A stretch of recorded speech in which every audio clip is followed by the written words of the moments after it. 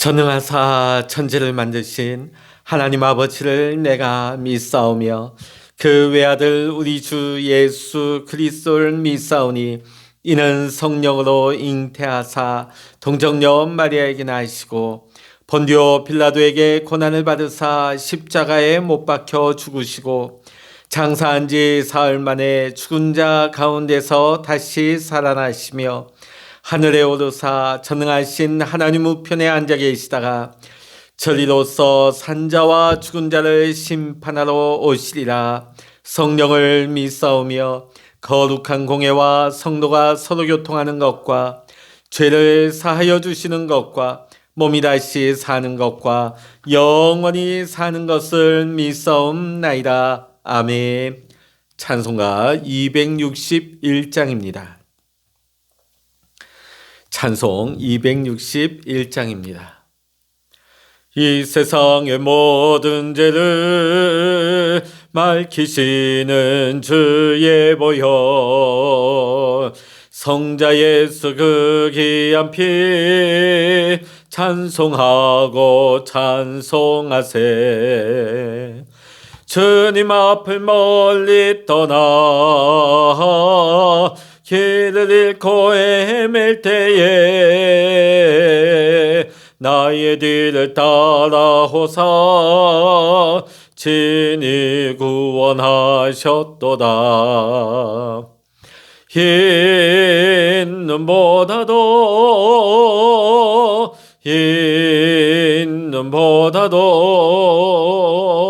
주의 흘리신 보혈로 희게 씻어 주옵소서.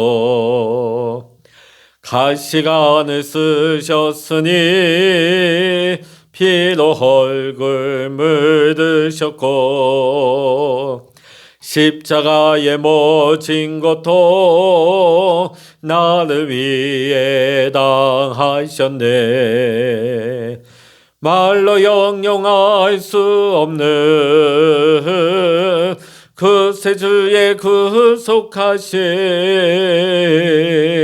그 은혜와 크신 사랑 찬송하고 찬송하세. 흰 눈보다도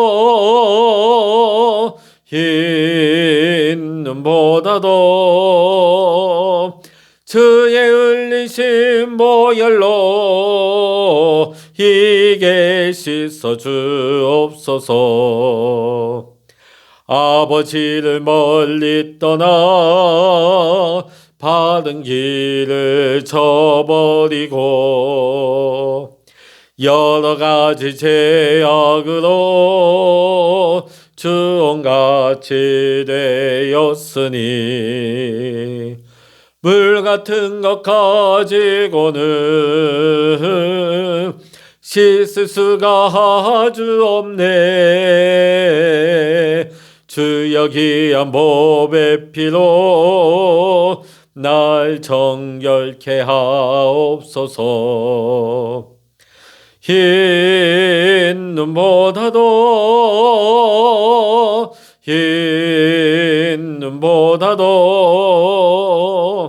주의 흘리신 보혈로 희게 씻어 주옵소서.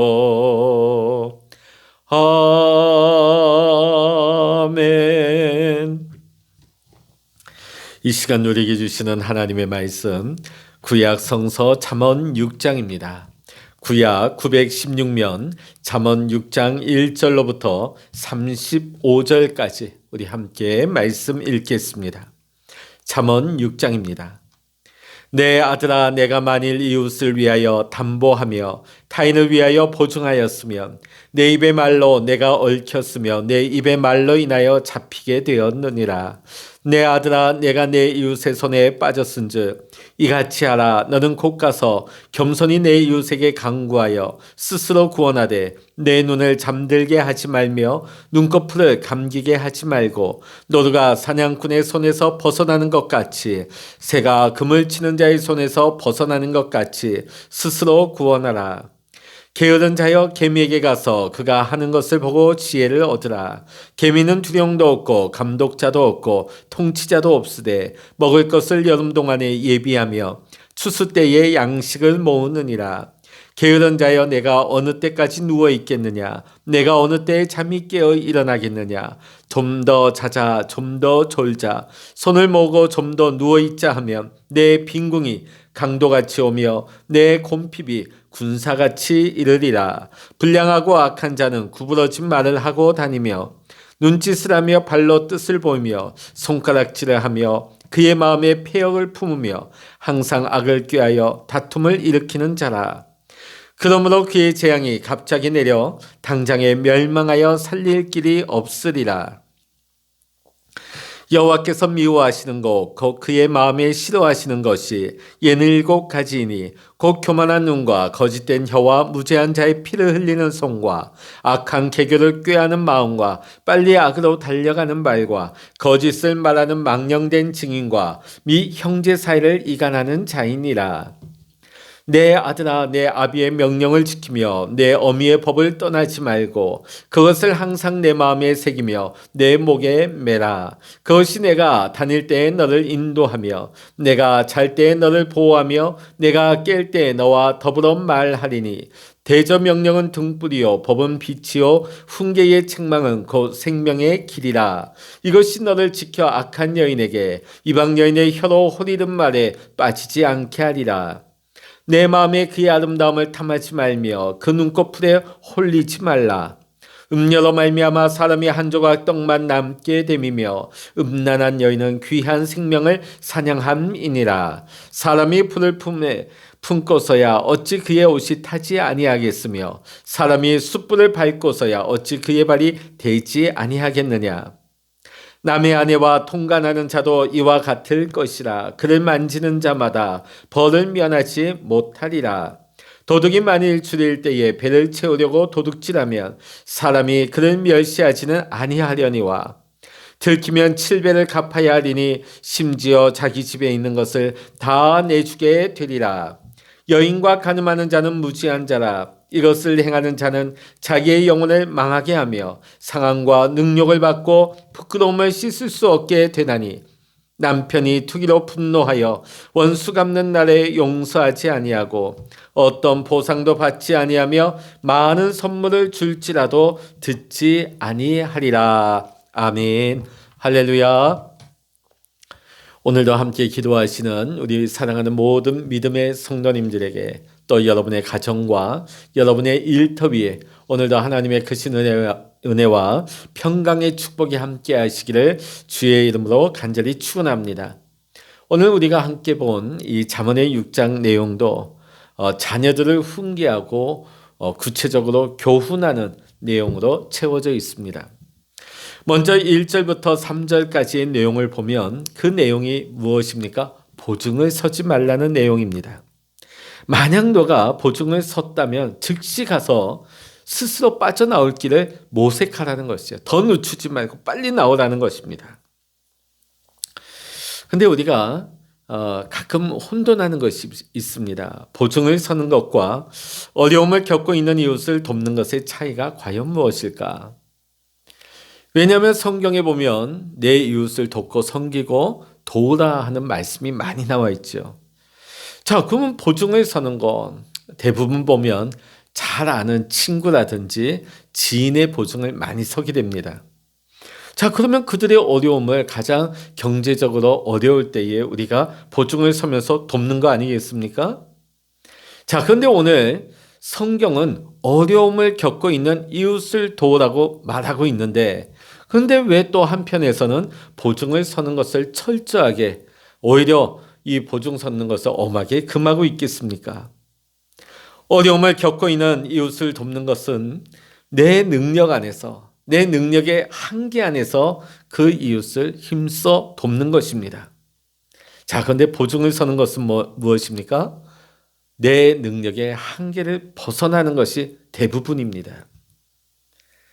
이것은 이미 내가 내 능력 밖에 있는 일을 내가 도맡아서 하겠다. 사실 어떻게 보면 굉장히 돕는 마음이 출중하고 사랑의 마음인 것 같지만 그 안에는 뭐가 있느냐? 그 자체가 교만한 일이라는 것이죠. 내가 다 해결해 주겠다. 내가 책임져 주겠다. 내가 도맡아서 그 문제를 풀어주겠다. 근데 정작 보면 그것은 자기의 능력 밖의 일인데도 불구하고 말이죠. 자, 오늘 여기 보면 보증을 서지 말라 이 말은 교만하지 말라는 이 말의 표현과 같다 하겠습니다. 사랑하는 자녀에게 지금 아버지가 교훈을 하고 있습니다.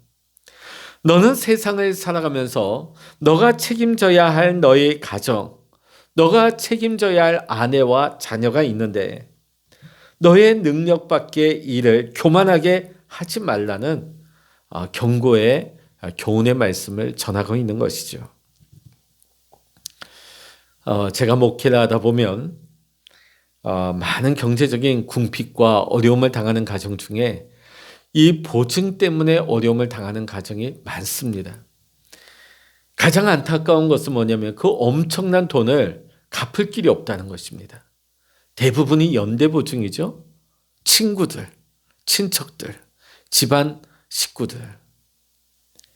사실 자기의 사업이나 자기가 그 돈을 경영을 하다가 손해를 보고 실패를 했다면 억울하지는 않죠. 심지어는 자기가 그 돈을 탕진했더라도 자기가 쓴 거 아니겠습니까? 근데 이 연대보증은 무엇입니까? 그 돈을 구경조차 하지 못한 겁니다. 그런데 그 보증란에 자기 이름을 올린 것이죠.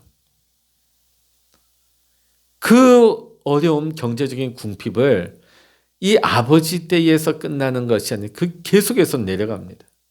그러니까 그 밑에 자녀들, 가족들은 영문도 알지 못한 채 그 경제적인 심히 궁핍한 상황을 겪고 힘들어하는 것을 너무나 많이 봐왔습니다.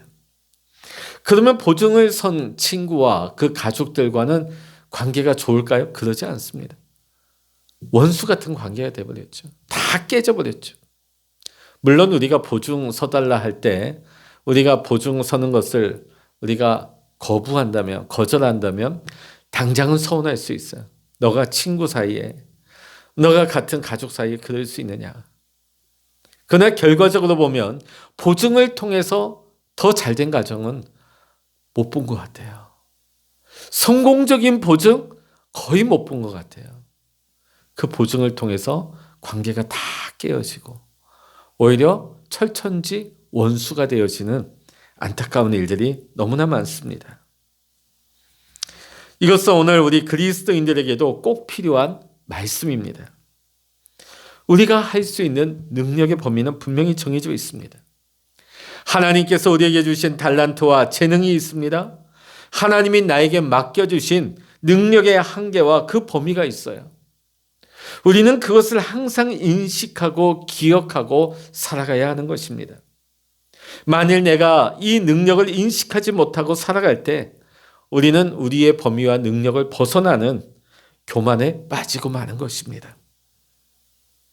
함부로 그 보증 서는 일에 내 이름을 올림으로 말미암아 그 교만으로 말미암아 내 사랑하는 자녀와 가족들까지 모두 다 고통 속에 몰아넣는 잘못된 선택을 하고 마는 것입니다. 오늘 잠언 6장의 이 초반의 말씀은 그러한 선택을 하지 말라고 오늘 우리 믿음의 성도님들에게도 분명히 교훈하고 있습니다. 그 다음에는 성실에 대한 교훈이 나오고 있습니다. 6절부터 8절까지죠. 게으른 자여 개미에게 가서 그가 하는 것을 보고 지혜를 얻으라. 개미는 주령도 없고 감독자도 없고 통치자도 없으되 먹을 것을 여름 동안에 예비하며 추수 때에 양식을 모으느니라. 하나님이 창조하신 모든 것에는 우리가 보고 배울 만한 지혜가 다 담겨 있습니다. 자, 특히 오늘 이 말씀에서는 게으른 자들에게 하나님의 창조물인 개미에게 가서 무엇을 배우라고요? 성실함을 배우라고 말씀하고 있습니다. 개미는 열심히 성실하게 그 일을 감당하여서 궁핍할 때를 예비하고 대비하고 있습니다. 창고와 곳간을 가득가득 채워서 겨울을 대비하고 있는 지혜로운 삶을 계미는 살아가고 있는 것이죠. 그래서 오늘 이 잠언의 말씀은 게으른 자들에게 너는 계미에게서 성실을 배워라. 만일 너희가 그렇게 하지 아니하고 너희가 자고 먹고 매일같이 놀기만 한다면 나중에 환난 날에 궁핍한 날이 다다랐을 때에 아무도 너를 구해주고 도와줄 자가 없을 것이다. 성실하게 살아라. 오늘 잠언의 말씀은 교훈하고 있는 것입니다. 사실 이런 교훈은 우리가 어려서부터 우리가 학교에서 많이 배워왔습니다. 개미와 배짱이 우리가 이솝 우화에서 우리가 익히 많이 보았지 않습니까? 저는 저희 자녀들에게도 이렇게 얘기합니다. 사실 우리는 어려서부터 이 삶을 살아가는 지혜를 이미 동화 속에서 이미 보았다고, 이미 들어왔다고. 특히 여러분 이솝 우화는 우리가 아이들이 보는 동화책으로 보기가 쉽지만 그렇지 않습니다. 이솝 우화는 어른들이 보아야 할 마치 오늘 이 잠언과 같은 내용이 담겨있는 지혜의 내용이 가득 담겨 있습니다. 특히 개미와 배짱이를 보십시오. 배짱이는 보면 여름 한철에 얼마나 먹고 놀고 노래 부르고 놉니까? 그때는 아무 일이 없었습니다. 오히려 그때 배짱이의 입장에서 봤을 땐 개미는 미련해 보이는 거예요. 쉬지도 않고 일하고 땀을 뻘뻘 흘리는 겁니다. 근데 이제 가을이 지나고 엄동설한이 닥쳐왔을 때 배짱이는 아무것도 준비한 것이 없었기에 굶어 얼어 죽게 생겼습니다. 그때 찾아간 곳이 어디입니까? 개미의 집이죠. 개미의 집에 갔더니 여름 한철 그렇게 고생했지만은 그 엄동설한 겨울을 날 수 있는 모든 준비를 해놓은 것입니다. 사실 우리는 어려서 이 내용을 다 배웠습니다. 자, 근데 알고는 있는데 우리가 이렇게 사는 게 쉽지 않습니다. 우리가 알고 있는 대로 성실하게 사는 것이 쉽지 않습니다. 왜 어려울까요? 왜냐하면 성실은 머리로만, 입으로만 되는 것이 아니기 때문입니다. 성실함은 몸으로 사는 것이기 때문입니다. 성실함은 우리가 어떤 특정 기간에만 성실해서는 그건 성실이 아니죠. 매일같이 우리의 삶을 마치는 그날까지, 우리의 호흡이 마치는 그날까지 우리는 매일매일 성실해야 비로소 성실의 삶을, 그 열매를 이룰 수 있기 때문에 결코 쉽지 않은 것입니다. 근데 이 성실은 하나님의 성품입니다. 만일 하나님이 성실하지 아니하시다면 결코 우리는 이 세상에 존재할 수 없겠죠. 하나님이 태초에 천지를 창조하시고 하나님이 그 다음에 내버려 두신다. 그냥 될 대로 방치해버리신다. 하나님이 어떤 순간에 손을 놔버리신다. 이제 나는 책임 없다. 너희가 알아서 살아라. 그런 식으로 하나님이 이 피조물 온 천체를 놔버린다면 우리는 살아갈 수가 없겠죠. 우리 성실하신 하나님께서는 태초에 이 천지를 창조하신 이후부터 지금까지 쉬지 않고 온 만물을 주관하시고 다스리시고 우리가 살아갈 수 있도록 우리를 돌보시는 하나님이 되십니다. 그래서 우리는 하나님의 성품을 성실이라고 말하는 것이죠. 하나님을 경외하고 하나님의 자녀된 우리 모든 그리스도인들도 하나님의 성품인 이 성실함이 우리의 삶에 있어야 될 줄로 믿습니다. 매일같이 우리의 신앙의 삶도 성실해야 되겠습니다. 성실하게 기도하고 매일같이 성실하게 말씀 중심으로 살아가고 매일같이 성실하게 하나님의 말씀에 의지하여 믿음으로 순종의 삶을 살아가고 말이죠. 누가 보든지 보지 않든지 간에 늘 성실하게 꾸준하게 주일 성수하고 주님 중심의 삶을 살아가는 것. 그때에 하나님이 성실하신 것 같이 우리도 성실함으로 하나님이 예비하신 아름다운 축복의 열매, 성실의 열매를 다 거둘 수 있는 우리 모두가 될 수 있기를 주의 이름으로 간절히 축원합니다. 특별히 말씀을 준비하는 것도 성실해야 됩니다. 말씀을 준비한다 그러면 여러분 목회자만 생각나시죠? 물론 목회자도 성실하게 하나님의 말씀을 항상 준비해야 됩니다. 그러나 목회자뿐만 아니라 모든 성도 역시 평소에 하나님의 말씀을 성실하게 준비해야 됩니다. 그럼 어떻게 준비해야 되느냐? 하나님의 말씀을 마음속 깊이 쌓아두어야 한다는 것입니다.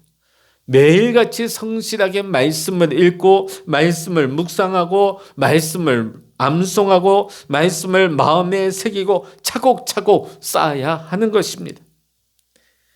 그래야 위기가 닥쳐올 때에 어떤 어려운 한순간에 우리의 마음에 우리가 견디기 힘든 유혹이 닥쳐올 때에 그 말씀을 끄집어내서 말씀을 통해서 내 마음을 지키고 내 영혼을 지킬 수가 있는 것입니다. 근데 우리가 평안할 때에 평소에 게으르게 말씀 읽지 아니하고 말씀 묵상하지 아니하고 말씀을 암송하지도 아니하고 말씀을 가까이 하지 아니하고 멀리하면 우리 인생에 갑작스러운 닥쳐오는 위기와 위험과 유혹에 우리는 대비할 수가 없는 것입니다. 개미처럼 평소에 성실하게 아무 일이 없을 때 평안할 때에 말씀을 읽고 말씀을 마음속에 새기고 깊이 담아두면 위기가 닥쳐온다 할지라도 믿음으로 극복할 수가 있어요. 말씀에 의지하여 세상을 이기며 승리할 수가 있는 것입니다. 다윗이 그랬잖아요. 다윗은 어려서부터 홀로 들판에서 양떼를 먹일 때 늘 찬양하고 하나님의 말씀을 가까이 하고 하나님과 교제하는 삶을 늘 성실하게 꾸준하게 이어갔습니다. 그가 수많은 환난과 역경 가운데 이 준비하는 작업이 없었다면, 이 믿음의 성실함이 없었다면 그 긴 어려움의 시간을 다윗은 결코 이기지 못하였을 것입니다. 오늘 사랑하는 성도 여러분, 오늘 앞으로의 우리가 살아가는 시대는 지금 우리는 이 코로나가 전부인 것처럼 가장 큰 환난처럼 보이지만 앞으로 우리가 남은 이 세상을 살아감에 있어서 우리가 상상하지 못한 또 다른 어려움이 닥쳐올 수 있습니다. 오늘 우리는 늘 하나님의 말씀 가운데 성실하게 우리가 살아가고 신앙생활을 할 때에 수많은 어려움이 갑자기 닥쳐와도 말씀에 의지하여 믿음으로 이기고 믿음으로 승리할 수 있는 그리스도인의 승리의 삶을 살아가게 될 줄로 믿습니다. 오늘 말씀에 보면 26절부터 28절에 보면 성적인 방종에 대해서 경고하고 있는 교훈의 말씀이 나오고 있습니다. 오늘 26절부터 28절의 내용이 무엇입니까? 마음속에 다른 사람, 하나님이 허락하지 않은 다른 사람을 품고 있는 그 마음은 뭐와 같은가? 마치 오늘 말씀 보면 불을 품고 있는 것과 같다. 마치 숯불을 밟고 있는 것과 같다는 것이에요. 그 불을 내가 품고 있다면 어떻게 될까요? 그 불로 말미암아 내 옷을 다 태워버리겠죠? 내가 숯불을 밟고 있으면 그 숯불에 내 발이 화상을 입을 것입니다. 하나님 보시기에 우리가 하나님이 허락하지 않은 그런 사람을 내가 마음에 품고 있다면 그것은 내가 불을 품고 있는 것과 같다. 불을 밟는 것과 같다. 하나님 보시기에 이런 모습은 우리의 영혼과 우리의 삶을 송두리째 태워버리는 아주 위험한 일이라고 오늘 말씀은 우리에게 경고하고 있습니다. 자신만 망하게 하는 것입니까? 가정도 비극, 주변 사람들도 넘어지게 만들고 사회도 힘들게 만드는 것입니다. 혼자만의 일이 아니라는 것입니다. 참으로 어리석은 일이 아닐 수가 없습니다. 자, 그런데 우리가 잠언의 말씀 앞서도 보았지만 우리가 무엇을 지켜야 될까요? 마음을 잘 지켜야 합니다. 마음을 잘 다스려야 합니다. 그래서 우리 마음에 하나님께서 주시지 않은 사람, 그 사랑을 열정이라고 서로를 속이지 말고 마음을 잘 다스려서 우리의 가정을 지키고 사랑하는 사람을 잘 지켜 믿음의 백성으로 하나님 기뻐하시는 믿음의 사람으로 살아갈 수 있는 우리 모두가 될 수 있기를 원합니다. 오늘 잠언 6장은 지혜로운 아버지가 자녀들에게 주시는 실제적인 교훈의 말씀이 되고 있습니다. 다시 한번 말씀을 보면 교만하여서 너의 능력 범위를 벗어나는 보증을 서지 말라. 두 번째는 계미를 본받고 성실한 삶을 살라. 마지막 세 번째로는 마음속에 음욕을 품지 말고 살아가라 하는 말씀을 우리에게 주고 계십니다. 오늘도 이 교훈의 말씀을 우리의 마음에 새기고 오늘 하루도 성실함과 진실함으로 하나님의 자녀답게 부끄럽지 않은 삶을 살아가는 복된 하루가 되시기를 주의 이름으로 간절히 축원합니다. 기도하시겠습니다. 할렐루야. 하나님 아버지, 오늘 우리가 살아갈 때에 하나님, 우리가 교만히 행하지 아니하기를 원합니다. 하나님께서 내게 주신 재능과 달란트를 가지고 하나님이 내게 허락하신 그 힘과 능력 범위 안에서 하나님, 내가 성실하기를 원합니다. 또 하나님께서 내게 허락하신 가정과 우리 아내와 남편과 우리 자녀들을 힘써 사랑하기를 원합니다. 그리하여서 하나님, 우리가 정직함과 성실함으로 하나님, 우리가 살아갈 때에 하나님 기뻐하는 삶이 되게 하시고 하나님이 축복하시는 삶이 되게 하시고 나로 말미암아 우리 가정과 자녀와 하나님 내 주변의 많은 이웃들이 함께 살고 함께 행복하며 함께 복을 받게 하여 주시옵소서.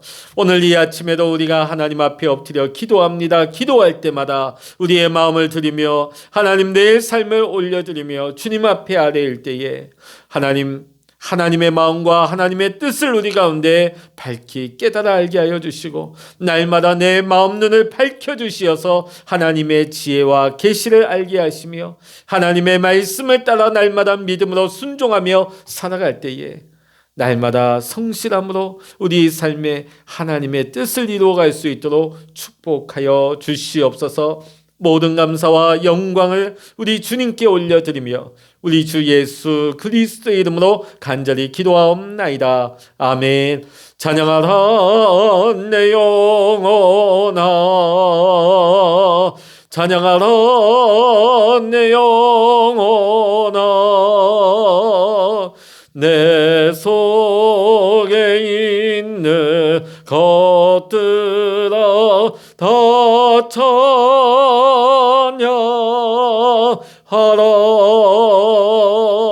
기도하라 내 영혼아, 기도하라 내 영혼아, 내 속에 있는 것들아 다 기도하라. 주여, 일창을 합심하여 기도하십니다. 주여,